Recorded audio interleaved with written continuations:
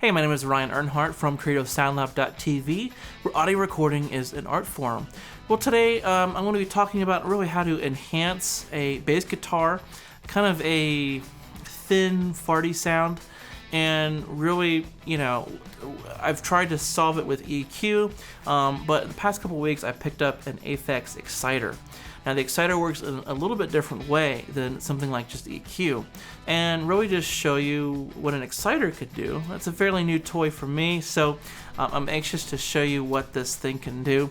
I think it's just fantastic for something like low-end sources.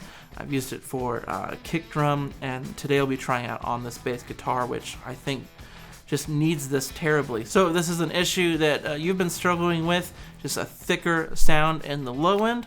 This should be pretty cool. Let's check it out. So with this specific bass part, it's going to be all about the thickening, and the Aphex Exciter can definitely push it really far. I know that, you really only need about half of what's available here, and so whatever you need, it can definitely deliver a lot more. It's a lot more aggressive than EQ. This is really about sculpting very, very aggressively. And of course, we can also use the Exciter as well if needed, but really we're going to focus on the low end optical big bottom that's contained in the Aphex Exciter here.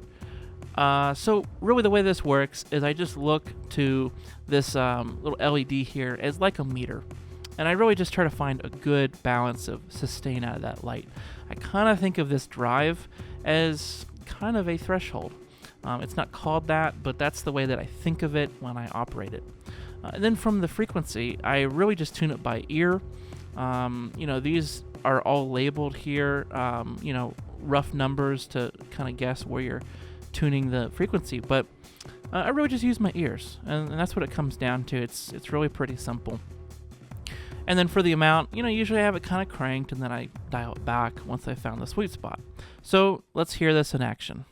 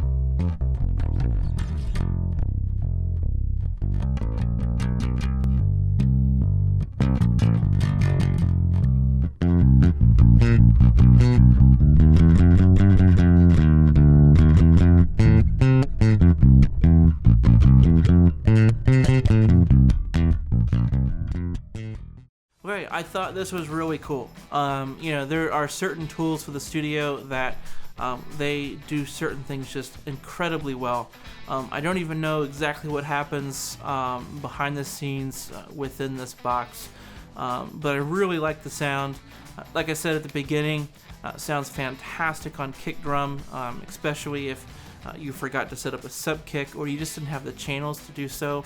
For this and bass guitar, it's just able to add some thickness that just was never there in the first place.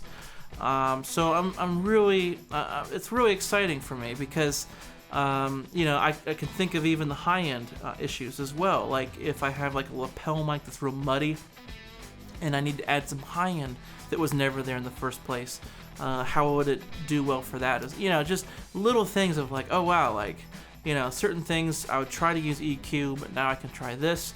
So yeah, it's just kind of a really cool approach to adding in sonic qualities that may have been lacking when you recorded them on tracking day. So let me know what your thoughts are. We'll be hanging out in the comments below.